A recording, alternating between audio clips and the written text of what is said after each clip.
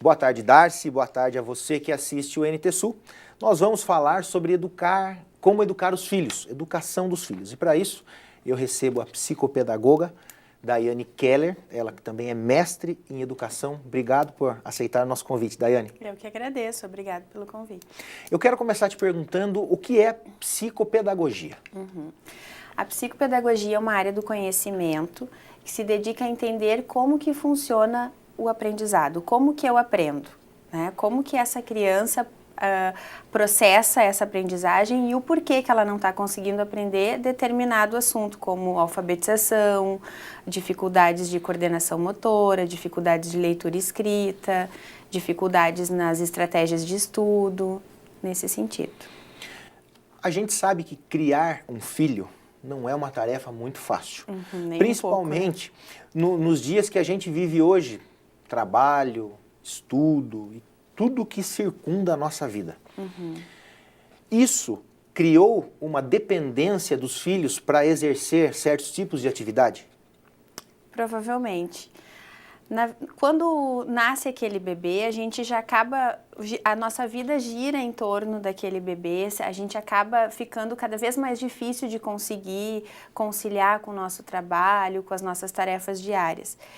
E por essa vida atropelada que a gente vive, a gente acaba fazendo pelo outro e muitas vezes a gente faz pelo nosso filho.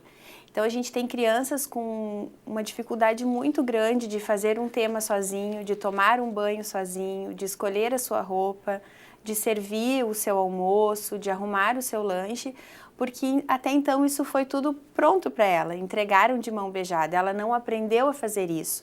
E aí os pais se dão conta nesse processo de alfabetização, por exemplo.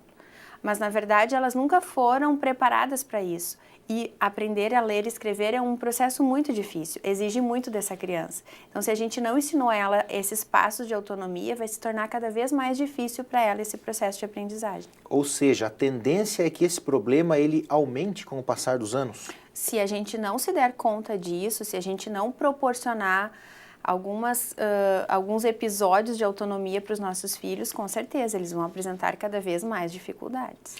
Se nós pegarmos alunos de 7 a 10 anos, que é uma fase um tanto quanto que você precisa de mais dedicação, de um maior acompanhamento, principalmente por parte dos pais. Como é que se resolve essa questão com relação a incentivá-los a estudar, que eles podem fazer sozinhos, que eles têm competência, têm inteligência, têm essa capacidade de fazer e deixar de lado um pouco essa independência? Aonde entra a psicopedagogia para ajudar nesse processo? É importante mostrar para essa criança o quanto ela é capaz, o quanto ela consegue, como ela aprende. Né? E aos pais em casa é importante que eles comecem a apresentar gradativamente algumas tarefas simples, né? Me ajuda a arrumar a mesa do almoço, enquanto tu escolhe a tua roupa do banho, eu vou preparando o nosso jantar. Vai fazendo o teu tema que eu vou organizar alguma coisa, mas a criança ela não vai fazer isso sozinha.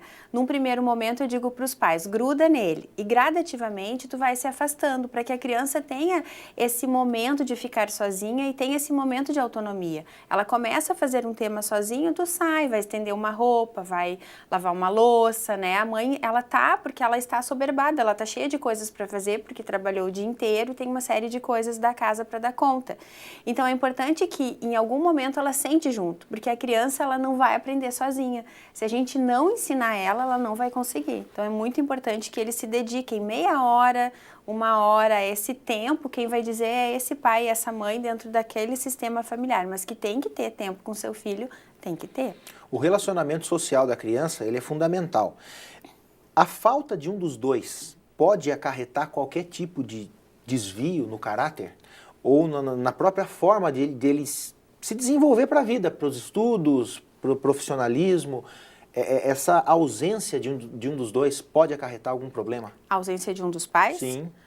Depende de como essa relação é estabelecida, né? Muitas vezes os pais são separados e a criança consegue ter um bom entendimento e elaborar muito bem isso.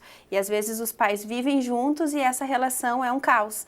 Então vai depender muito de como que essa família se organiza, como que ela se organizou em relação a viver juntos e como ela se organizou a viver separados, né? Não é uma regra que é separado e vai ser ruim, não.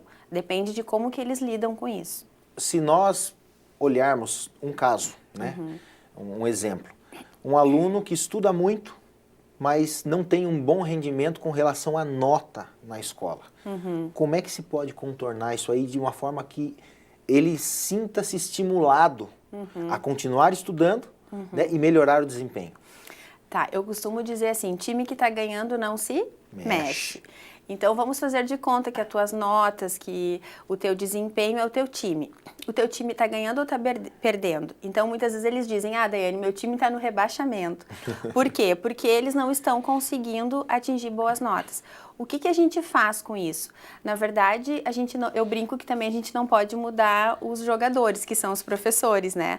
Mas a gente tem que mudar as estratégias de estudo. Então, tu disse, ele estuda muito. Estuda muito como? O que era estudar? Como que ele estuda? Como que ele aprende? Qual é o seu estilo de aprendizagem?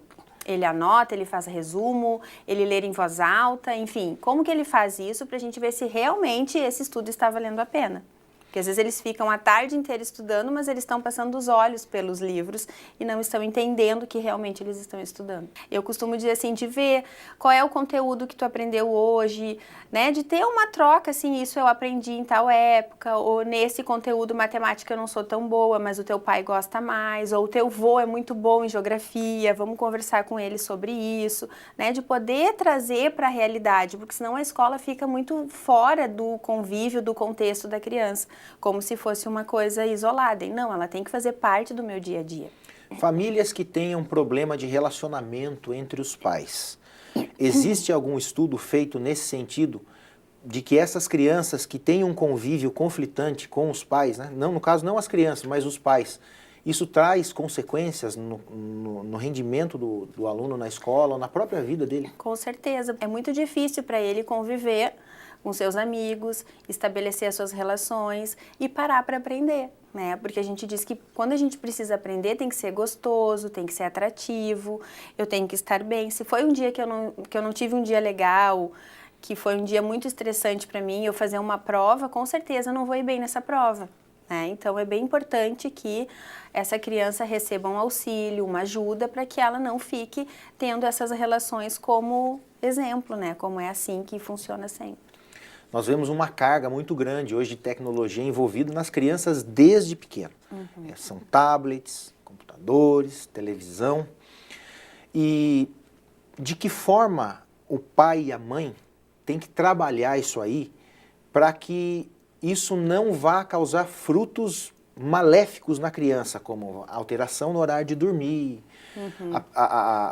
Isso estimula a criança a ser um pouco mais sedentária, ou seja, ela não sai para jogar um futebol, para praticar uma natação. E no próprio convívio com coleguinhas.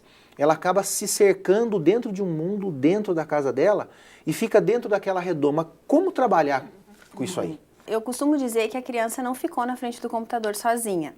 Né? Ela não parou lá por acaso, alguém permitiu que ela ficasse lá na frente daquele computador, daquele videogame. Então, esse cuidado a gente tem que ter. E de proporcionar para ela outras vivências, né? E aí cabe os pais serem perseverantes, demonstrar os seus limites, né? De dizer, não, agora não é hora do computador, a gente vai na praça, a gente vai sair, vai tomar um sorvete na rua, entende? Os pais, eles precisam ser participantes dessa vida do filho. E muitas vezes é cômodo tu deixar o filho na frente do computador enquanto tu vai fazendo as tuas coisas, tomando as tuas providências. Então, eu gosto muito da tecnologia e acredito que ela vem para potencializar nossas aprendizagens. Só que as pessoas acabam se perdendo um pouco no meio do caminho, né? Então, acaba deixando o filho ficar muito tempo lá. Mas esse sinal de alerta, eu acredito que os pais têm que perceber de que ele não ficou lá sozinho.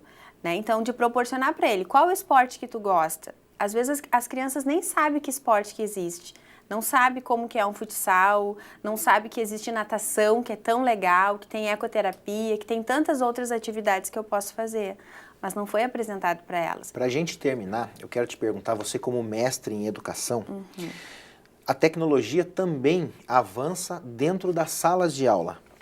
Isso, de certa forma, ela impede o convívio social, já que fazer um trabalho em grupo tem que ser uma coisa que se estimule muito mais. Às vezes a criança acaba ficando no tablet para fazer um trabalho. Isso aí atrapalha esse processo de desenvolvimento da criança? Vai atrapalhar se o professor não usou bem essa tecnologia. Né? Então, tem momentos que tu tem que fazer um trabalho em grupo, é eu e tu, nossos colegas, e tem momento que a gente tem que fazer alguma pesquisa. Então, até que ponto o professor está orientando e mostrando como deve ser isso, até para mostrar que horas a gente usa tecnologia, nem sempre ela é necessária, entende? Nesse sentido, eu acredito que os professores precisam ter muito preparo, né? Eles precisam se organizar em relação a isso, porque a tecnologia está aí, as crianças estão no celular, elas estão nos seus tablets, elas estão pesquisando o tempo inteiro.